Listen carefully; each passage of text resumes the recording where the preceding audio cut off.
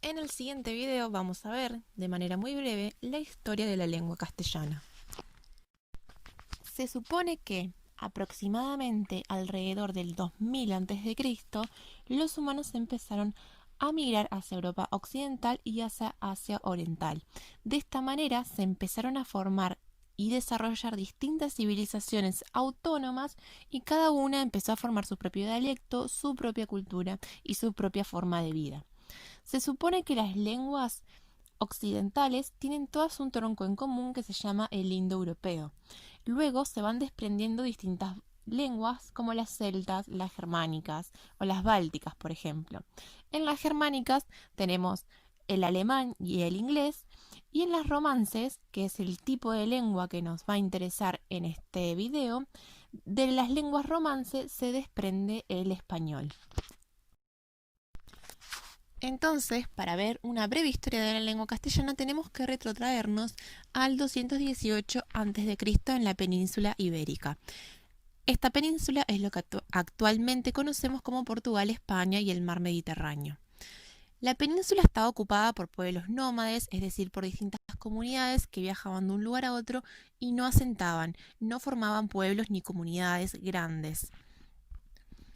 Pero en este año es invadida por los romanos, entonces la dinámica cambió muchísimo porque los romanos eran un pueblo con distinta cultura, con distintas creencias y con distinta dinámica en la forma de actuar. Por eso se empezaron a consolidar ciudades, la vida urbana creció y también cambiaron los derechos. Surgieron otros tipos de derecho como el derecho a la propiedad privada. Los romanos hablaban el latín, entonces impusieron el latín en la península ibérica. A este proceso se le llama como romanización de la península ibérica, ya que el latín se difundió en todo el territorio. Pero era un latín vulgar. ¿Qué quiere decir vulgar? Que tenía un registro informal, era solo hablado y se diferenciaba del latín clásico, que era el que se utilizaba en las escrituras.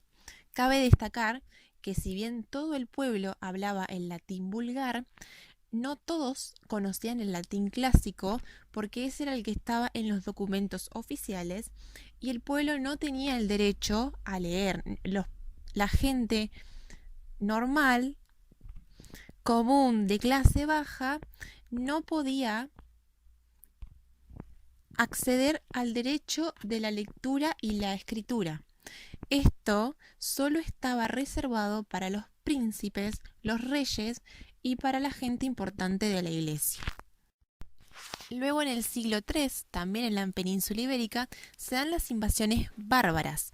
Los pueblos germanos, los considerados bárbaros, se asentaron en las fronteras y luego de muchos años decidieron invadir el territorio.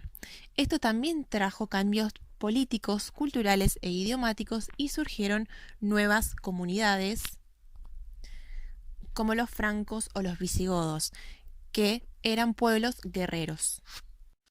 En el siglo VIII continuamos con las invasiones, en este caso el pueblo árabe, en cual conquistó el reino de los visigodos. Si bien los árabes no impusieron su lengua, hubo muchos cambios en la sociedad ya que aportaron muchos otros estilos de vida, ya que los árabes tenían una cultura completamente distinta a la que se iba llevando en la península ibérica. Entonces vemos cómo a través de todas estas invasiones los pueblos se fueron mezclando y por ende la cultura también y el idioma. Fue un proceso largo de muchos siglos que surgió también a partir de la necesidad de comunicarse.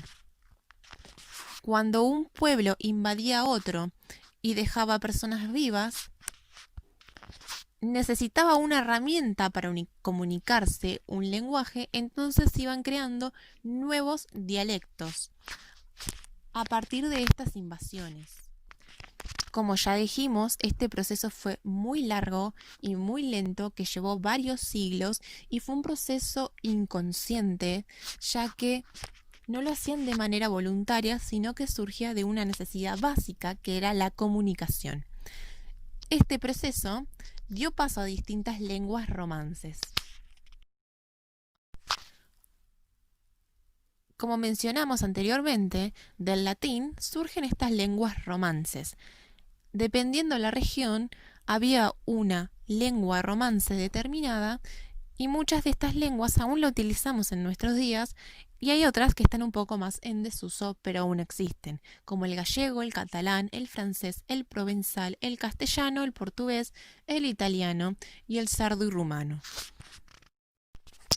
Luego, entre el siglo XI y XII, cuando el dialecto castellano ya estaba bastante consolidado en la región de Castilla, se lucha para reconquistar ese territorio, el cual seguía en poder de los árabes.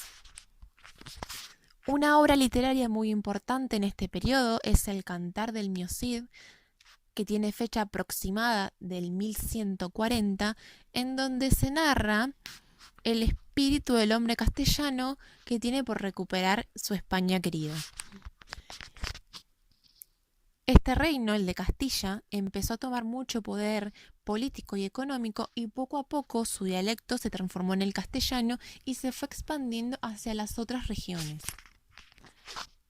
El rey Alfonso el Sabio de Castilla tuvo muchísimo que ver en este hecho, ya que él fue el encargado de traducir grandes obras al español, grandes obras de astronomía, de física, de literatura que estaban en árabe, él las tradujo al español.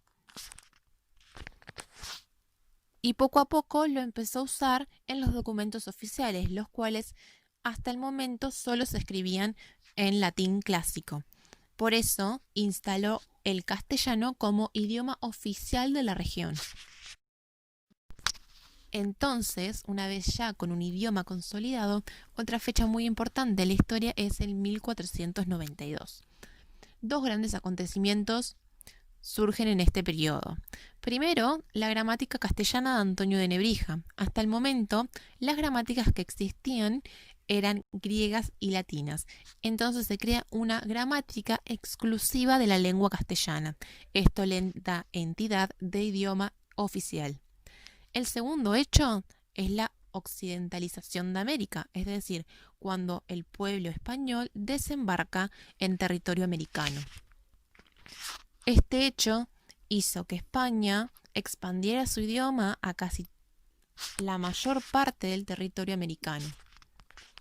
Y además su lengua le sirvió como instrumento de conquista y a través de los años impusieron el idioma, la cultura y la religión a los pueblos originarios. Es decir, que suprimieron todas las diferencias de nuestro territorio americano e impusieron la cultura española por sobre todas. No obstante, había muchas cuestiones, cosas, animales, comidas que no existían en Europa, pero sí en nuestra región.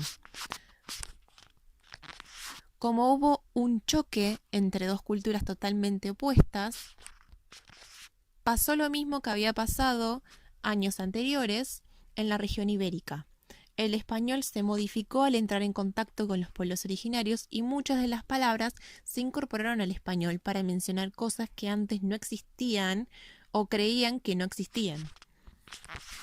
Por eso se tomarán palabras, por ejemplo, del Caribe, como caníbal, loro, del arahuaco, como canoa, maíz, patata, tabaco, y del guaraní, como mandioca, ombú, tocán y ñandú. Si hacemos un gran salto en la historia después y nos vamos al 1900 aproximadamente en Argentina, vemos que también hubo un proceso de cambio y de choque de culturas en nuestro país. En este periodo se dieron las grandes migraciones en masa a partir de las guerras en Europa y los inmigrantes provenían principalmente de Italia. De este modo, la cultura se modificó y también los hábitos, incluso las comidas, ya que los italianos incorporaron comidas en nuestra región como la polenta, las pastas y las pizzas.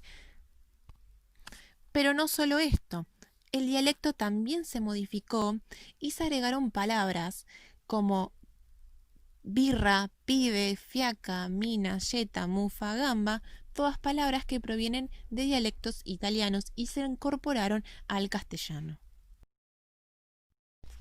Para finalizar, es importante destacar que si bien el idioma español es el oficial en América, no todos hablamos igual, y esto es debido a los registros y jergas que cambian dependiendo del lugar de origen, la edad, la situación comunicativa, la región geográfica. Por ejemplo, en algunas regiones dicen ananá y en otras piñas, en algunas cacahuate y en otras maní, y en algunas se usa el tú y en otras el vos.